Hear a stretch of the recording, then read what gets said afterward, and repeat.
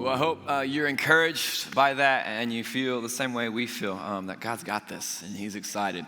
And I love the way the elders put it, that they feel the burden of this, but they don't feel the stress. That's a good place to be. And so let me just assure you, you got a great elder board, you got a great staff, and we've just got a great church. And so I want to encourage you to do exactly what they said and join us in praying about this season and join us in praying about what's next for Northside in a really great way. But my name is Jacob. I forgot to introduce myself. My name is Jacob. It is good to be here with you this weekend. I'm on the student team, and I'm excited today because we're going to do something a little different than what we normally do. We're just going to look at one story in the Bible, and we're just going to walk all the way through it. And good news for you, I have had a lot of storytelling practice. Recently, I have a 9-month-old daughter, and she says about my story reading abilities, dad.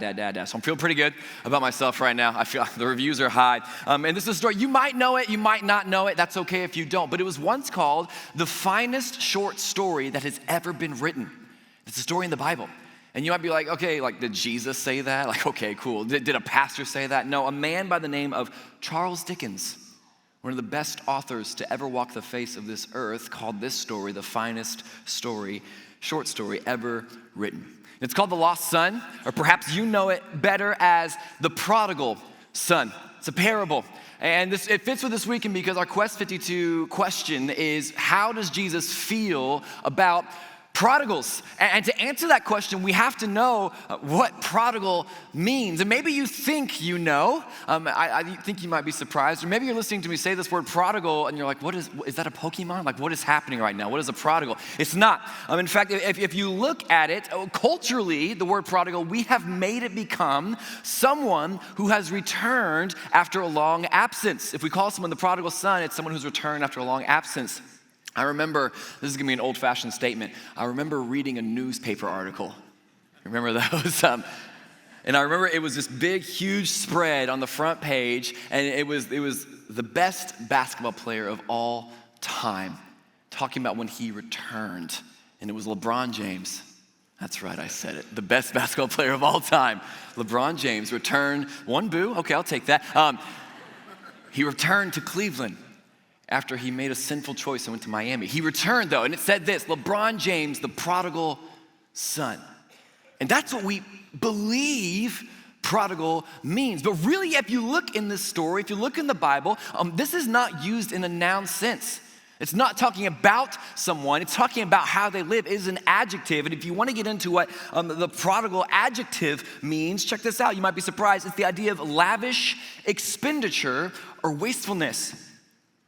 It's recklessly extravagant, or a broader definition. It would be used to describe someone, the adjective way, of someone who is wandering, foolish, or rebellious.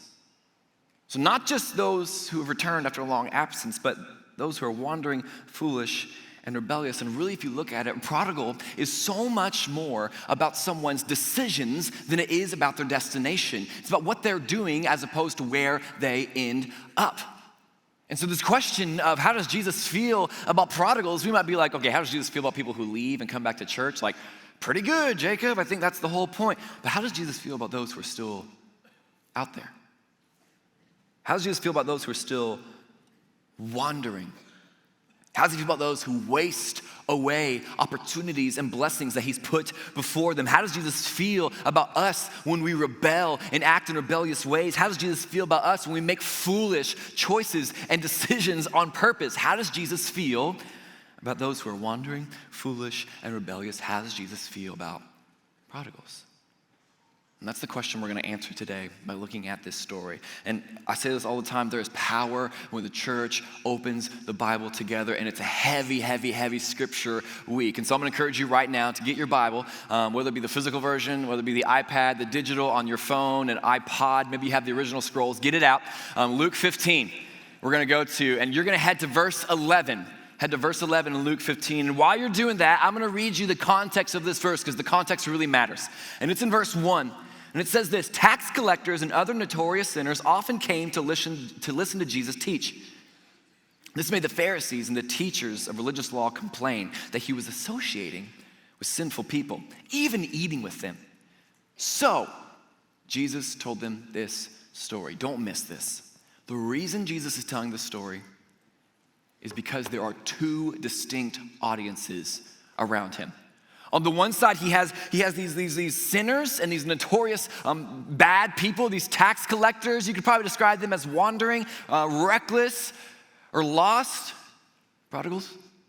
But then on the other side, he has these Pharisees and these teachers of religious law, and these would be the people that are doing everything right on the outside. And Jesus has this opportunity in this moment to teach and to reach the lost, but also to teach and realign those who are perceived to be near to God. So verse 3, it says, so Jesus told them this story. And he begins in verse 11. Read it with me. To illustrate the point further, Jesus told them this story. A man had 2 sons. The younger son told his father, I want my share of your estate now before you die.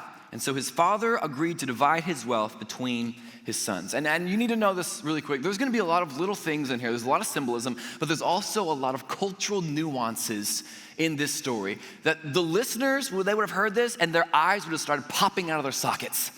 Like one of the first things that happens, this son goes up to the dad and says, hey dad, I want my share of the inheritance now. That is essentially, it's on par with him saying, Dad, I wish you were dead so that I could have the money that you're gonna give me when you're dead now. And in Middle Eastern culture, this was a huge no-no.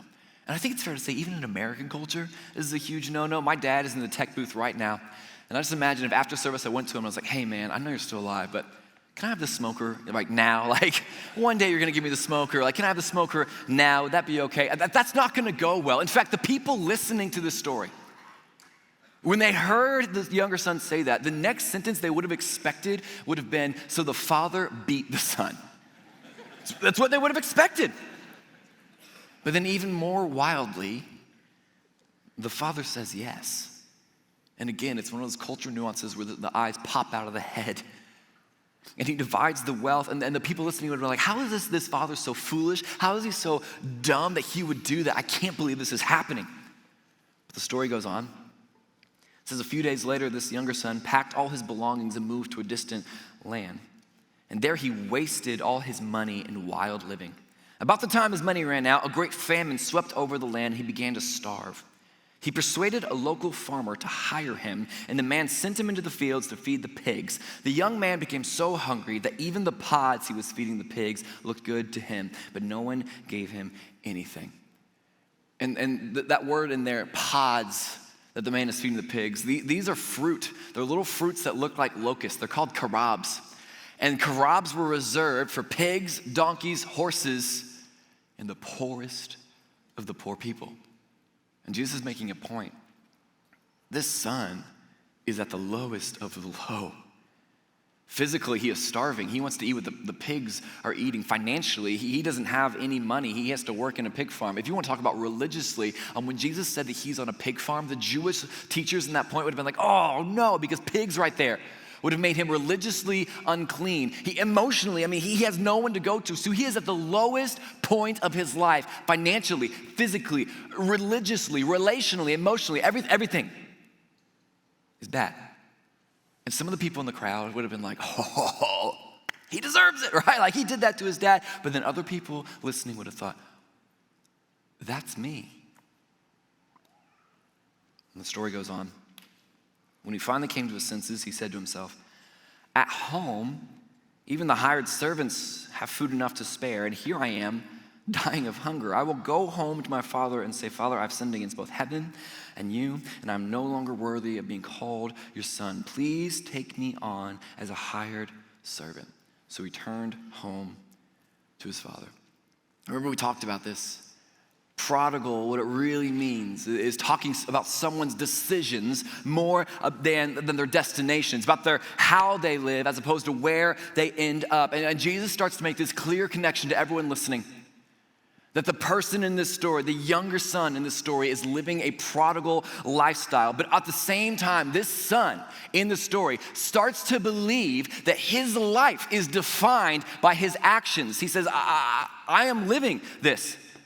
I have done things wrong. And the parallels are clear between the crowd of notorious sinners and tax collectors and the son in this story. And maybe the parallels are clear to this son and you someone you know, someone you're trying to pour into, someone who might be in your future. I'm going to just go through the story and look for a second. He starts and he rejects the Father. And he says, your way isn't good. I want to go do my own thing. He rejects the Father and he takes what's his and he goes and lives his own life. Do you know anybody in your life who believes that their way of living is superior to God's?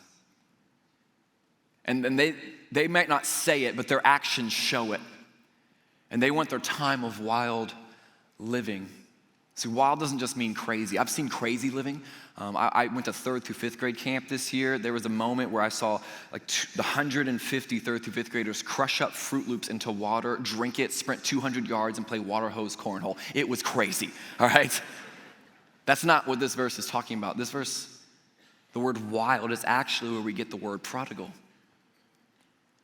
It's reckless. It's foolish, it's extravagant. It's the reason he's called the prodigal son. It's about his lifestyle in that moment. I work with a lot of high schoolers. And one of the worst things I hear, but far too often, is when a high school student says to me, hey, I want to do this God thing eventually in life, but right now I just want to live my life. And they're just missing it. Do you know anyone who has hit rock bottom? And they're at the lowest of the low, religiously, financially, physically, emotionally, relationally, whatever that looks like. And they're looking around and the alarms are going off and you're looking at them and you're just thinking, I don't, like, what are you gonna do next? And they don't know what they're gonna do and their way isn't working anymore, so they're not really sure what they're gonna do. And it's just, they're at the bottom of life. Or do you know anyone, and this is the most heartbreaking one in my opinion, who just like the son, no longer feels that they are worthy of the love of God? Do you notice that he says that in verse 18 and 19? I will go home to my father and say, Father, I've sinned against both heaven and you. I am no longer worthy of being called your son. Please take me on as a hired servant. So he returned to his father. I am no longer worthy. And it's a cause and effect. He says, because of what I've done, because of the sins against heaven and against you, that makes me unworthy. And this son believes that what he has done is who he is. And our question today is how does Jesus feel about prodigals? How does Jesus feel about him? How does Jesus feel about those in the crowd listening who are saying, oh, that's me? You can fill in all these questions for those who have wandered in this room, or maybe you know someone who's wandering and they've told Jesus that their way of living is superior to his way of living. Will Jesus accept them? How does he feel about them? For those who've made decisions that they feel have marked them for life, and maybe there's someone in this room, there's something in your past where you're like, I can never overcome that. That is who I am. I know that mistake. It's gonna live with me as long as I go. Does Jesus see them differently? For those that are at rock bottom and don't know what to do, does Jesus care for them? And for those who don't feel that they are worthy of the love of God and are trying to earn their way back, will he accept them? And the good news is, for you and for me, that this story goes on. Verse 20, so he returned home to his father, and while he was still a long way off, his father saw him coming. Filled with love and compassion, he ran to his son, embraced him, and kissed him. And his son said to him, Father, I've sinned against both heaven and you. I'm no longer worthy of being called your son. But check this out, verse 22. But his father said to his servants, quick, bring the finest robe in the house and put it on him.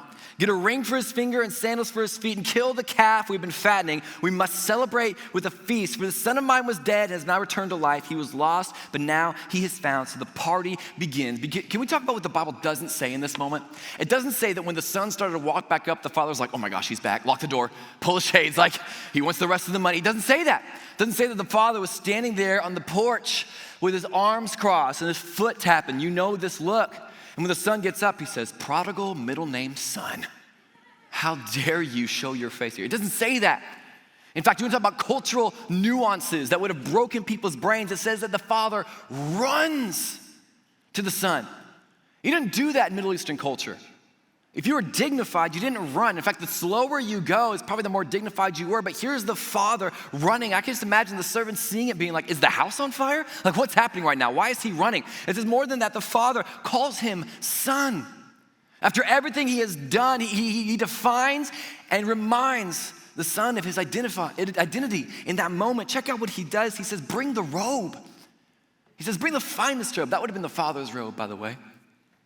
That would have signified that he's back in the family. Servants don't get robes. Sons do. It says, bring the ring. It's a signet ring. It would have given him authority in the household. Servants don't get rings. Sons do. It says, bring the sandals, put them on his feet. Servants don't get sandals. That signifies that you are a son to the father. Servants don't get sandals, but sons do. And kill Bessie, the fattened calf. Servants don't get parties, but sons do. And don't miss this. The father wasn't concerned about where he had been, what he had done, where the money was, who he had been with, all the things that had been going on. He didn't ask about the smell, why he smelled like pigs. He didn't ask about any of that. He just simply was happy that his son was home. In that moment, it wasn't about what he had done. It was about who he was. And the father reminds it. He says, my son. He redefines his identity. He says, you were lost, but now you are found. You were dead, but now that you are alive, you are my son, not a servant. And it wasn't about what he did. It was about who he was. A few years ago, my wife and I had the opportunity. We were in California the day before our anniversary. And pray for us. We love Disney, and so just pray for us on our bank account at some point in our lives. But we decided to go to Disneyland, and so we were there. And if you've never been to Disneyland before, it's much more of a local park, and so you have to get there early to try to find parking. And we pull into where you're supposed to get into the parking garage. We've already fought Anaheim traffic, and while we're pulling in, it is just like the most bottleneck thing ever. And we're in traffic, and I'm like, oh my gosh, this is gonna take forever. You just have to pick a line and sit there, and I'm stressed, and everyone's stressed. I mean, I don't think anyone likes traffic. I don't think anyone in this room right now is just like, I love the Sherman Minton is closed. It's awesome, right? Like, the best part of my day is from 8 a.m. to 11:30 when I'm sitting in traffic. It's great. I don't think anyone's like that. But so we're sitting there, and after like 25, 30 minutes, we finally pull up to the gate, the stall where the guy is taking money. And he works for Disney, so he's way over the top happy. And I'm like, hello, how's it going? He's like, hello! I'm like, welcome to Disneyland. What brings you in today? I'm like, oh, well, we're from Indiana. We're going home tomorrow. Tomorrow's also our anniversary. We just wanted to spend it here and have some fun. He's like, that's incredible. This is awesome. And I'm just trying to move forward. So I'm like, dude, can you just like it's 25, right? Can you take my card? And he looks at me and says, oh, no, friend, I can't take that. And I think, well, I don't have any cash, and if you think I'm getting out of this line, you're insane. Like, that's not happening. And he says, oh no, I can't take your cash either. And I'm like, is it because I'm from Indiana? Is that what this is? Like, it's a Midwest thing? And he says, no, sir, you are Mickey's guest of the day. And I said, are you gonna hurt me? Like, what is happening right now? And he hands me this paper, and I got a picture of it up on the screen. Check this out. He hands me this paper. And he says, anytime you're driving through this parking garage from now on, I want you to show this to the attendant, and they're gonna take you somewhere else. And so I'm like, okay. And he says, congratulations. And I'm like, I didn't do anything. I'm not really sure why you congratulate me, but okay. And so I take the paper and I drive up, and we get to the first person. He's got the whistle and he's doing his hands like this. And I show him the paper, and he's telling people to go this way, and all of a sudden he's like, looks, he's like, oh, you. And he starts moving cones for me. No one's ever moved cones for me in their whole life. That's never happened in my entire life. And he's like, you're going this way. And I'm like, all right, sir. And we go up to the next person, the next person, the next person. This happens like 5 or 6 times. And I looked this up this week. There are 10,500 parking spots in this parking garage. And it took us all the way to spot number 1. And it was right by where you go to get onto this tram, and you go to get into the exit to Disneyland. And we're getting out, and then the people there are clapping for us. They're like, congratulations. And I'm like, oh, I don't know what's happening. Like, this is crazy. And so we think it's over, and we start going down the escalator to get in line for this tram. And we can see the line. I'm just like, okay, so we save like a few minutes, right? Like, it's gonna be like probably a 30-minute wait to get on the tram, and it's gonna be a 15-minute bus ride or tram ride over to Disneyland. And all of a sudden I hear over the radios, they're talking about us. And they're like, Mickey's guest of the day, wearing ripped jeans and a gray sweatshirt. And I'm like, they are gonna hurt us. It's happening. I knew it. And we get to the bottom, and this lady comes up to us. She goes, are you Mickey's guest of the day? And I'm like, maybe? And she says, oh, we're so happy. This is amazing. We can't believe you're here. Wow. She says, we haven't done this in years, and we decided to do it today. And I'm like, this is great. And I go to get in line for the tram. She goes, oh, no. You're coming with me, And she walks us over and she takes us around these like cinder block walls back into the parking garage. And there, instead of a tram waiting for us, we have this. Check this out. And we get in there, we're the only people in there. And I was like, why are you doing this? And she says, because you're Mickey's guest of the day. And we're going and we're driving all these back roads to get there. And instead of waiting 25 minutes for a line, we're in this private bus. And while we're driving, the driver is on the loudspeaker saying like, make way for Mickey's guest of the day. And people are like, yeah, like waving at us. And I'm like, what? This is insane. And we finally get to the gates of Disneyland and we just pass all these people. We're one of the first people in there. And we're getting off and the bus driver looks at us and says, hey, have a magical day.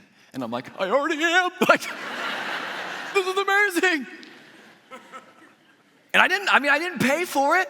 It wasn't like I slipped the dude 100 and was just like, Mickey's guest of the day, please. That didn't happen. I didn't let 16 people over in front of me to that all of a sudden this guy was like, oh, this guy deserves it. But for some reason, it's nothing that I did. They treated me differently. It's because that day I was Mickey's guest of the day. It wasn't about what I did. It was completely about who I was. And we're asking this question, how does Jesus feel about prodigals? And it's not about what they've done. It's about who they are. And honestly, he just wants them to come home. He just wants his prodigal sons and daughters to come home. And hear me, this doesn't negate the necessity for repentance and confession in the life of the believer. This doesn't negate the desire that Jesus has for us to be obedient to his commands and what he's asked us to do. But it does highlight the heart of the Father for those who are far from him. He says it's not about what they've done. We shouldn't be taking a tally of all their sins. It's about who they are. He just wants them to come home. And I think it would be appropriate, it'd be awesome if we just ended right there and we all got out early and be awesome. But the story isn't over yet because the father had 2 sons. And the older son, the one who stayed, he comes back near the house and he hears what's going on. And he walks up and he talks to the servant and says, hey, what's going on in there? And the servant's like, have you not heard? Your brother's back. Like, we're having a party. The calf's dead, steaks and burgers out back. Like, we are partying, dude. Your brother is home. And you would hope that the brother would be like, oh my gosh, he's home. I can't believe, I'm so excited. But listen to how Jesus describes the way that the brother responds. Verse 28, the older brother was angry. Wouldn't go in. His father came out and begged him, but he replied, all these years, I've slaved for you and never once refused to do a single thing you told me to do.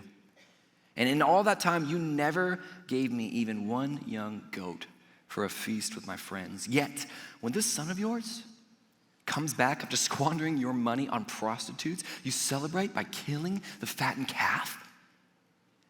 And he's mad. And the reason why is because all he can see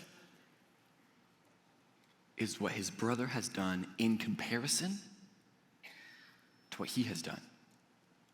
And it's not about who he is. It's all about what he's done. If you don't believe me, look what he does. He says, I've never left home. I've never done anything bad. I've never gone this way. But your son, he went and squandered money on prostitutes. I've never denied you. And you're throwing him a party and I haven't gotten one goat. In fact, if you notice that, he says, he doesn't even call him his brother. He says, this son of yours has done this. And there's this comparison. He says, look what I've done compared to what he's done. And now you're doing this for him. This is unbelievable, Father. And the beauty of this, we could do this for a long time. I could talk about all the things about what this son did and how it compares to the biblical symbolism. But really, the beauty is in the father's response. And in verse 28, it says, the older brother was angry, and his father came out and begged him. The same way that the father ran to the younger son, the father came out of the house to the older brother. The father goes on to talk to him and he says, look, dear son, pause. The same way that the father reminded the younger son of his identity. He says, you are no longer dead. You are alive. You are no longer lost. You are found. You are not a servant. You are a son. The first thing the father does, it says, my dear son, everything I have is yours. Everything I have is yours. But we had to celebrate this happy day, for your brother was dead and has come back to life. He was lost, but now he is found. And you know what's so interesting about this story? It ends with no conclusion. It ends in high tension, with one brother on the inside parting with the father, and one brother on the outside, angry, refusing to go in. And we talked earlier about prodigals. It's more about their decisions than their destination. So the question would become this: what about someone who is on the outside, made every right decision? They've never left home, they're doing everything right, but their destination, specifically the destination of their heart, is far from God. And I think it's fair to say that would make him a lost son. You've heard the story as the prodigal son, you've heard the story as the lost son. What if it was both? That you have one son on the inside, one son at the outside at the end of the story. And here's the deal: every single person knew exactly who Jesus was talking about at this point. The Pharisees and the religious teachers, the people who are supposed to be near to God. But the story ends with one son out and one son in. But the story ends with one father begging both of them to just come home. How does Jesus feel about prodigals? He just wants them to come home. Whether they are lost far away from home or they are lost near home, he just wants them to come home. He just wants them to be in tune with his heart. A Dutch priest by the name of Rembrandt, he did a painting of this scene. I'm going to have a picture of it. You can look at it. And there's a lot of things about this we could talk about. One is there's the son. He's tattered. He's bald. You'll notice that was a big deal back then. He's in the middle of an embrace with the father. The father has his hands open, receiving the son. Then you notice the older brother to the right. He's dressed like the father. You notice that. They're dressed the same, but he is multiple steps away from the younger son. And not only that, his hands are closed. And maybe the most telling part is that the father and the son are in the light, but the older son is in the dark. And we could look at this for hours and find different things. The good news is someone way smarter than me already did. Literally looked at this painting for hours and wrote a book. His name's Henry Nouwen. He's a Dutch priest. And after looking at this and just thinking and contemplating for hours, he came to this conclusion. He said, what if this story isn't simply about if you are the lost son or if you are the prodigal son, but this story is about, will you become the father?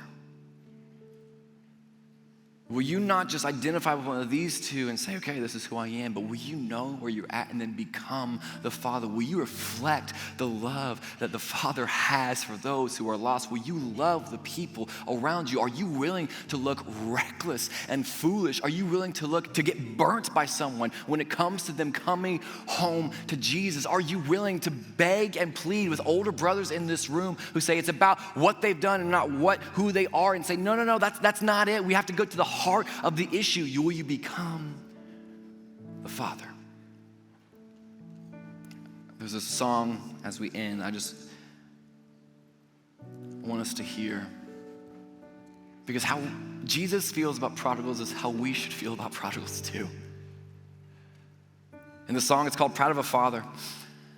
And it just talks about how how the Father sees people, both those who are lost afar and lost near home. And what I want you to do during this song is I'm going to challenge you to stay with us, but to not stand, but to just sit and receive it. If you feel the need, you can raise a hand and surrender and say, I know who I am, I know who I want to become. If you feel the need, you can open some hands on your lap and just receive. It's a sign of reception. But I'm going to challenge you, just receive this song, not just the music, but the truth of what it means. Let's receive this together right now.